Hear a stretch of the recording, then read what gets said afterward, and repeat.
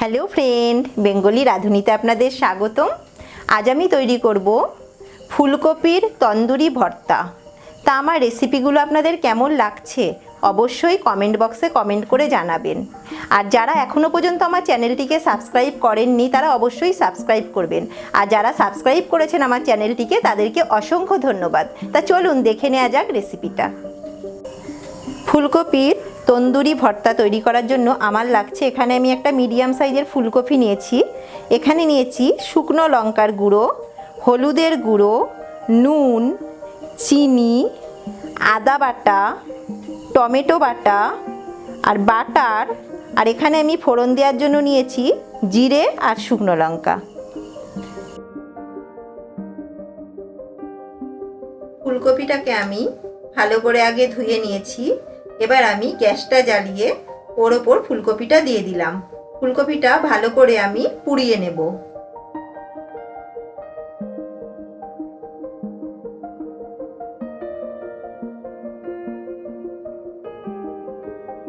ফুলকপিটা আমার পোড়ানো হয়ে গেছে, ঠিক এরকম দেখতে হবে।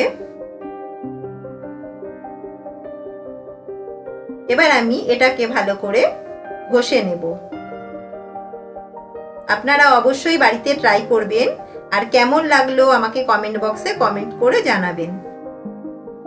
আমার ঘষা হয়ে গেছে ফুলকপিটা।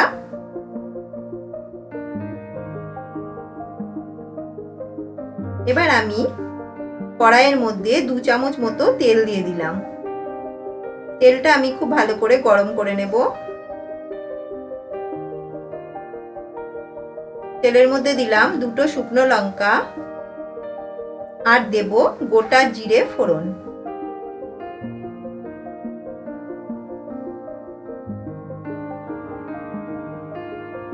এবার আমি ওর মধ্যে দেব 1 চামচ আদা বাটা,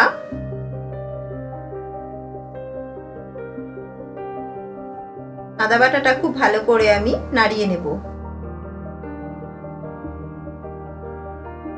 এবার আমি দেব একটা মিডিয়াম সাইজের টমেটো বাটা,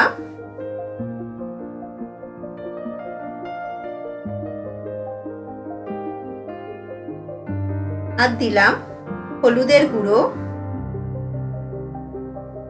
লঙ্কার গুঁড়ো আর স্বাদ মতো নুন দিয়ে আমি মশলাটাকে ভালো করে কষাতে থাকবো।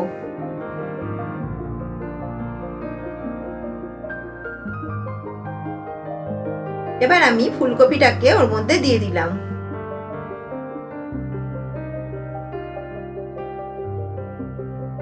দিয়ে ভালো করে আমি এটাকে মিক্স করতে থাকবো।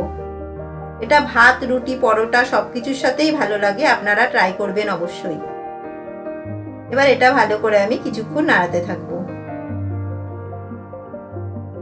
এবার নাড়ানো হয়ে গেছে।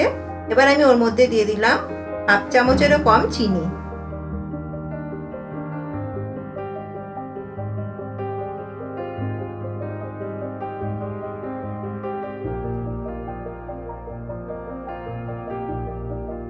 আমার রেডি হয়ে এসছে। এরপর আমি দিলাম 1 চামচ বাটার দিয়ে কিছুক্ষণ এটা নাড়াচাড়া করব।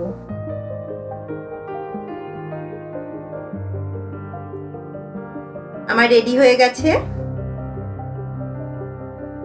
ফুলকপি তন্দুরি ভর্তা।